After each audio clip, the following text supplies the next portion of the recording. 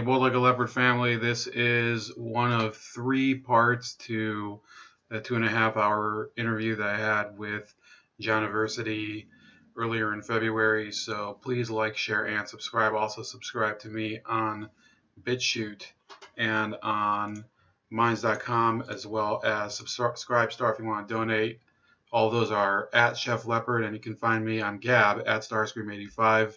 And I'll talk to you later. Speaking of passage of time, one of the guys here, I don't know if you're following the comments, the chat. Adam asked if we're gonna talk about the Liberty. I guess he's talking about the USS Liberty. So you wanna just say a few words. So I mean, if we're gonna deal with conspiracies about Israel being naughty. And also the conspiracy there is also... I mean, we went back 20 years. Are we really going to go back now more than 50 years to that story? Well, so what's the question about the USS Liberty? Oh, he didn't ask a question. Just, I think most Israelis don't even know what that is and what happened there. The USS Liberty, I think, is about as different of a situation as you can get from what we're talking about, because the USS Liberty, Israel admitted its blame, its share of the blame, which was most of the blame for the USS Liberty. The only other party that had any sort of blame was the U.S. Navy was negligent in putting the U.S. Liberty where it was, because by the time the assault on the Liberty happened, its mission in the Mediterranean is basically meaningless. The war had already been decided on the Sinai Peninsula. It was the third day of the war, June 8th, 1967. So as far as should the Liberty have even been there at the time, in terms of a mission, its mission was obsolete, and a lot of the survivors of the Liberty are also angry at the U.S. Navy for putting them in danger as a defenseless ship to be there. It was in a war zone. Yeah, there was zero sense of them being there. Well, so the U.S. Navy used to have these ships that were called ATRs. They were, I think, auxiliary technical research. I could be wrong. And the Liberty was clearly marked. I don't think that there was really plot. I mean, there's excuses for why the attack happened, but there's no doubt that the Israeli Air Force and the Navy attacked the ship on that afternoon. And the explanations they give for it, they don't really fly for me. And I think certainly that, if I was a veteran of the Liberty, I certainly wouldn't accept a lot of the explanations. The reports the Israelis released were basically trying to wash the blame away from their own people. But I mean, the biggest thing is that the Israelis admit that there was they made errors, right? But the big thing is that there was a big U.S. flag. That's the big story on the ship, which the Israeli pilots claimed that they didn't see, and that's the big that's the point of contention. Was there a flag? Yeah, right. That's the point of contention. So I was going to do some material a couple months ago on the USS Liberty, and in order to do it, I read 3 books, and there's other books out there I haven't read, which depending on how much research you want to do. This is by James Ennis, Assault on the Liberty, where he was a survivor of the attack, but the problem with this, which is something that is brought up by the next book that I also read by A.J. Crystal, He's called an Israeli apologist, but James Ennis, like a lot of the other witnesses, was below decks during the attack because he was wounded. So a lot of the information that he's sharing is collected from other people. So people like to say, well, you're disputing the testimony of witnesses there. Look, James Ennis gets it secondhand from other survivors of the attack, just like everyone else. So he compiled a lot of the witness testimony, which is good. A lot of that testimony didn't make it into the official Navy, what do they call it, the court at sea, court of inquiry. So a lot of that testimony was compiled by him. And yes, it's important for people to get their version out there. Now, is every version going to really reveal anything that changes the story? What does he contend that the Court of Inquiry claimed? He contends that there were more strafing runs by the Air Force, and he also claims that the U.S. Navy was, the Israeli Navy, that they had plenty of evidence before them when they pulled up on the ship that it wasn't the ship that had previously been identified, which was an Egyptian troop transport. So yeah, I think that there's important gaps in the Israeli story that are revealed by James Ennis. But if you read through these three books, so there's the Ennis book, there's this one by A.J. Crystal, which gives some of the explanations of some of the more wild theories, such as that Moshe Dayan personally ordered the attack, which is not really possible given where Dayan was that day. So I think people should read up on it, but you're not going to find anything that has changed over the past, 52 years, 53 years almost. The last book I read is the best one if you're just looking to read one. This was published, I think, in 2011 by James Scott, who's the son of one of the survivors of the Liberty. So the difference that I think between the two cases is that there's no culpability for any crime by the Israeli movers in 9/11. There was no evidence of foreknowledge. There is no evidence of any sort of surveillance that they had. There's very, very spotty evidence of connection to the Israeli government, mainly from previous service and the intelligence unit of the intelligence corps of the Israeli military. And I would say that the people who want to lump them together, they're doing a real disservice and trying to. So look, I'm a person, I do believe in a foreign policy where the U.S. doesn't give foreign aid to any country. It doesn't matter what the cause is. We can manage our policies through trade instead of aid. And I've been trying to make the case to audiences, both within, the broader American public and among American Jews.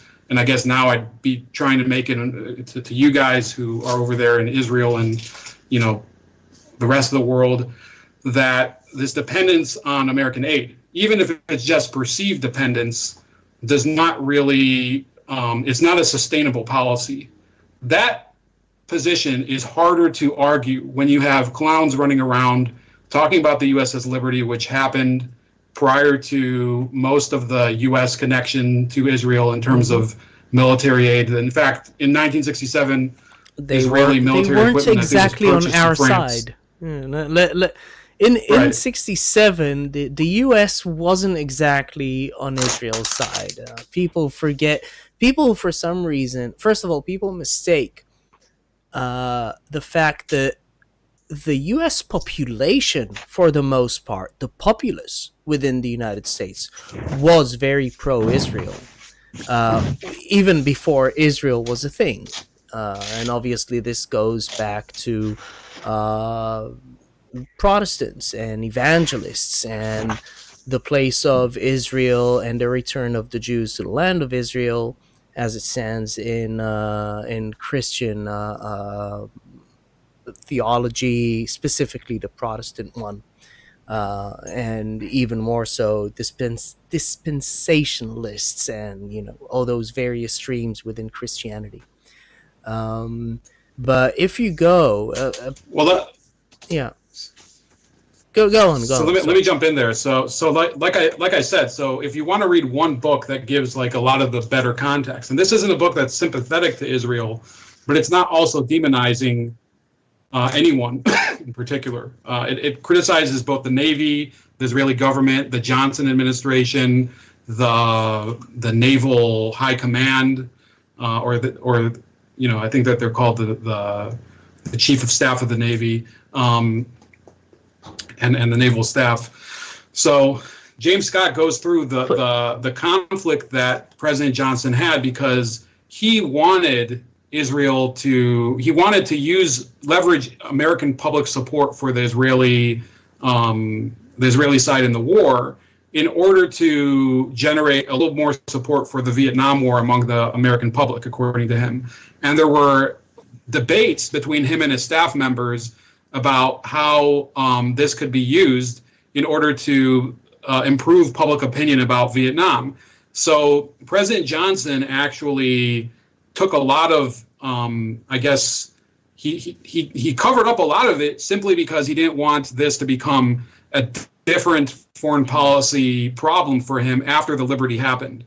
And it didn't really work. But the fact is the United States supported Israel in 1967 on a they didn't want the Soviet-aligned countries like Egypt and Syria to win, and it was a good excuse me, geopolitical victory for them, because Israel was more arrayed on the American side. They captured Soviet military equipment in the war. So there were some benefits from Israel winning the war to the U.S., both geopolitically and on an intelligence level. And it was an embarrassment to the Soviet Union because the Egyptian army was outfitted with some of the latest air and air missile and land equipment that the Soviets had to offer, and it didn't really help them. So, but the Liberty incident would have complicated all of that, and that's why I believe that there was a cover-up for 10 years. But the fact is, so these are a couple main points. Israel did admit that they were responsible the day of the attack. People quibble over the fact that it was 2 hours late, but it was the day of the attack. They also agreed to pay restitution, and they paid restitution within a year. Some would say they should have paid more restitution, but that's a different question. Okay, if you're saying that the issue is money, then say it's about money. Yeah, these people don't make it an issue of money. No, the question is, was there a conspiracy? Did Israel attack specifically a United States asset on purpose in order to drag it into war? The point is, first of all, there's no need at this point to drag anyone into anything. And whenever the United States intervened in any of the conflicts up till then, and in fact, since then too, the United States is always the one pushing the brakes on things, especially on Israel doing stuff.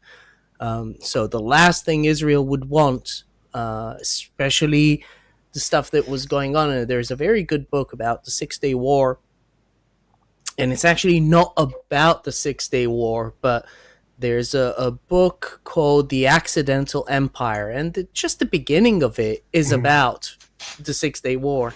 And when you read the dynamics of what's going on within Israel in the war during that time, the last thing those people wanted was the United States to intervene in an actual military sense. Because they had to make ground. Yeah. But never mind. That's a different story, I think. Yeah. Sorry. Yeah. Chef, based on what you read, why do you think the attack happened? This is the thing that's kind of puzzling. If there was a big U.S. flag on the ship, why would the Israelis attack? Why would they attack it? There's a lot of different strands to the theories. Some of them do make a little bit of sense. There is a theory that Israel had warned the U.S.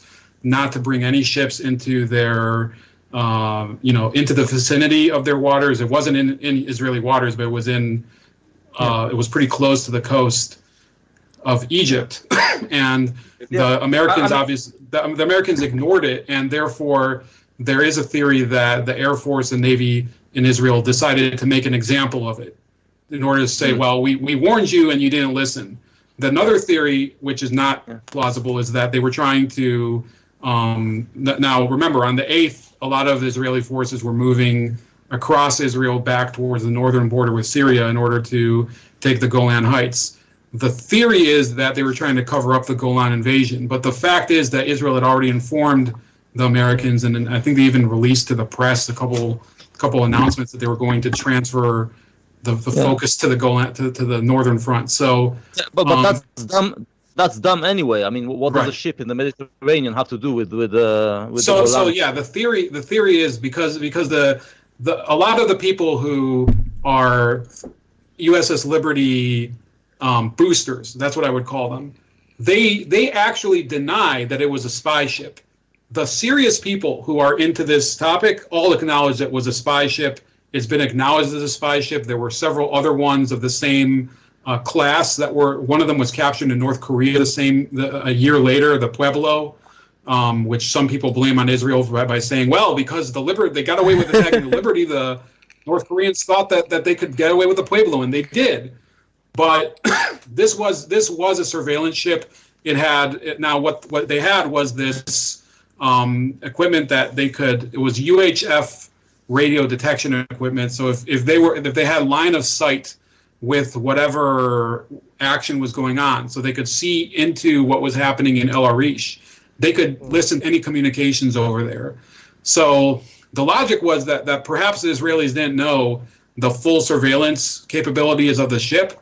So if they were to, straddle the coast and go along the Israeli coast up towards the north, or even listen to along the coast where the highways where troops were being transferred northward, they could possibly pick up on Israeli radio communications about troop movements. So, and then there's an even more weird theory that they were afraid that the Liberty would be able to detect communications about a massacre of Egyptian POWs, which there's never been any evidence that showed it. I don't think the Egyptian government ever claimed that their soldiers were butchered in a massacre. So a lot of there was some cases where POWs were just shot to death because the Israelis didn't know what to do with them. But this came out only years later. It came out many years later, and this is when this story I think came out. This is when the Liberty boosters adopted that into the narrative, because the story about the POWs being shot, this came out like. When the archives opened, I think it was 25 years later or something like that. In Israel, it's usually 30, but it might have been open. Yeah.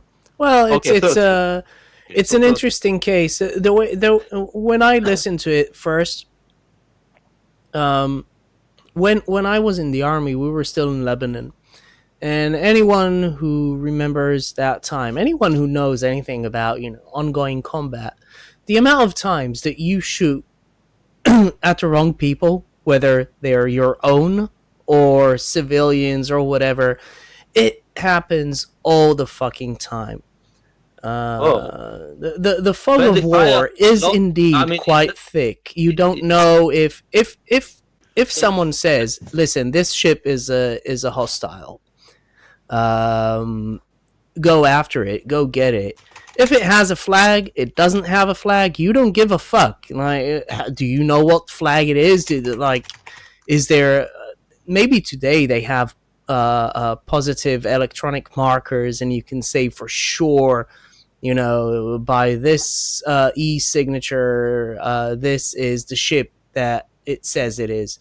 But even that, not really. So.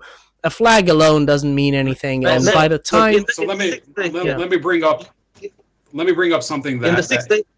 Yeah. Yeah, you can go ahead, Zara, if you want. No, I'm just saying. In the 6 days war, a lot of Israelis were killed by friendly fire. And at the same time, in Vietnam, a lot of Americans were killed by friendly fire. Israelis killed themselves in the 6 days war. There were a lot of cases, and as for that, the Liberty, the reason why the whole thing happened is there was apparently a couple of explosions in El Arish, which they thought was being bombed from the sea. Apparently, no, I remember it went off. From what I remember, again, this was now ages ago when I still actually operated JONIVERSITY on a regular basis. From what I remember, the ship was flagged as an enemy, as a hostile ship. The Air Force was scrambled, and they just started shooting. Now, first of all, when and then the Navy attacked it. again, once anything is flagged as an enemy, you shoot at it and you take it down. It doesn't matter what marking it has on it.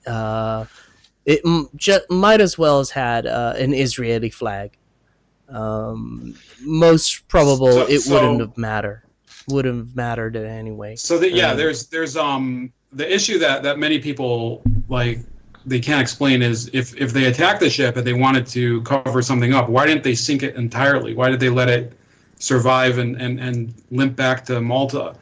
And nobody can really explain that. And even I think some they of them, tried. Jim Ennis, who the Israelis? No, I think they tried to sink it. At a certain point, they called off their attack. At a certain point, the Israeli Navy started to offer aid to the ship. Now, it might have come later. Some say it came because the Americans became aware because the Liberty was able to communicate with one of the other Sixth Fleet ship vessels, and by then the Israelis were like, "Oh shit, we can't just keep doing this. Now we have to pretend to offer aid." But whatever the case, they didn't sink the ship entirely. But so a lot of the debate is over the timeline. A lot of it is the timeline of William McGonigal, the captain of the ship, contradicts the timeline of many of the survivors. That's an understandable conflict. I think that a lot of people, there's allegations that he was passed out for part of it because he lost blood.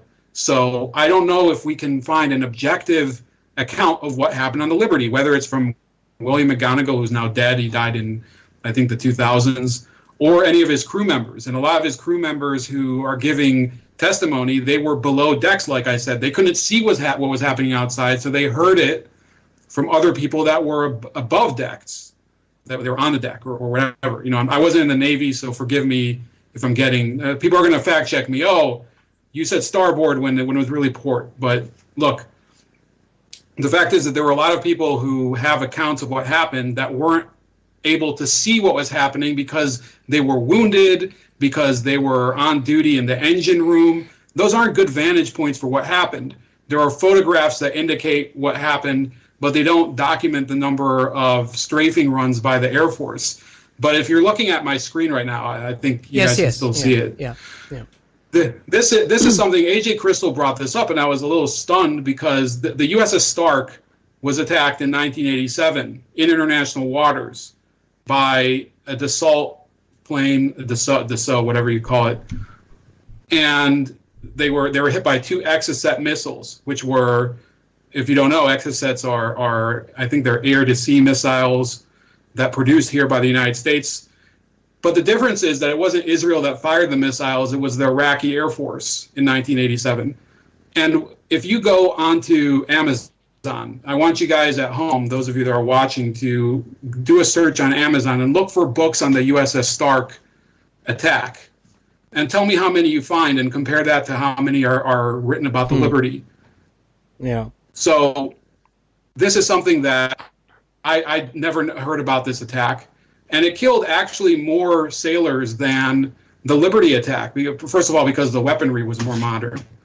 But nobody who is part of this community of people is calling for justice against Iraq, obviously, because since then there's been 2 wars against Iraq. There have been, we've occupied Iraq. So there's no call for justice against the perpetrators of the USS Stark attack the way that there has been about the USS Liberty. And that's demonstrated by the lack of real information about the Stark out there on the internet. So yeah, I would say that, granted all the blame that Israel is rightly receiving over the USS Liberty attack, at a certain point you have to realize that restitution was paid, responsibility was taken. A lot of the people who were involved are now dead. A lot of the people who survived the attack, unfortunately, they're never going to get back. They had life-ruining injuries, or they lost friends. Possibly, they suffered from PTSD. Obviously, that's what we call it now. Back in Vietnam, it wasn't called PTSD, or I think after Vietnam, they called it PTSD. So this happened during the war. We can never resolve things that have already happened completely. but you can't continue to use the USS Liberty as some sort of fulcrum in order to move U.S. foreign policy with regard to the Middle East. It just isn't as relevant as it was back in 1967.